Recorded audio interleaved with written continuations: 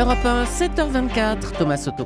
Les secrets politiques de Caroline Roux. Bonjour Caroline. Bonjour Thomas. Le ministre de l'Agriculture reçoit aujourd'hui les producteurs de légumes. Il a promis des mesures rapides après les incidents de Morlaix en fin de semaine. Mais l'info politique, Caroline, c'est que ce coup de colère est loin d'être isolé. C'est une colère qui monte et une colère qui se diffuse dans le monde agricole. Alors, une des vigies du chef de l'État me livre ce commentaire. Tout le monde est à cran. Les pilotes, les taxis, les notaires, bientôt les infirmières et maintenant les agriculteurs. Il ne faut pas grand-chose, dit-il, pour allumer la mèche. Alors, bien sûr, les mouvements d'humeur du monde agricole sont observés de très près au sommet de l'État, vous vous en doutez, au-delà du cas breton et des filières touchées par l'embargo russe. Les syndicats agricoles alertent l'exécutif sur un climat éruptif. Hier soir en Lorraine, on l'a entendu ce matin sur Europe 1, les exploitants agricoles ont déclenché des incendies soi-disant symbolique pour alerter les pouvoirs publics. Qu'il était dans la mesure où il n'y a pas eu de dégâts. Exactement. Jeudi, la FNSEA réunit 300 délégués agricoles à Paris pour se faire entendre.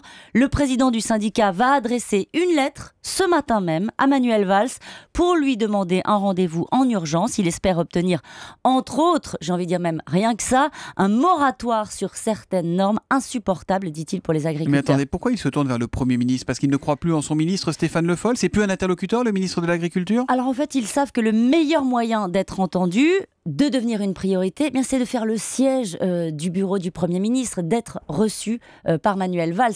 Il y a toujours eu des difficultés entre notamment la FNSEA et Stéphane Le Foll, mais cette fois-ci, ils ont tout simplement décidé de monter d'un cran.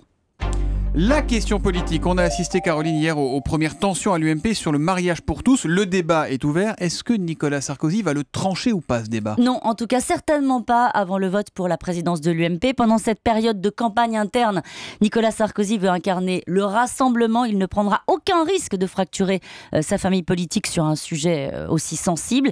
Il a besoin d'être porté par le plus grand nombre. Donc Nicolas Sarkozy encourage ses lieutenants à faire état de leur position parce qu'en s'affichant avec Nathalie Kosciusko-Morizet d'un côté et Laurent Wauquiez de l'autre, eh bien il ratisse large. Mais pour sa garde rapprochée, il ne fait aucun doute qu'à titre personnel, Nicolas Sarkozy ne souhaite pas revenir sur la loi. C'est important. Le fond de ce qu'il pense, c'est qu'il ne veut pas revenir sur cette loi sur le mariage gay.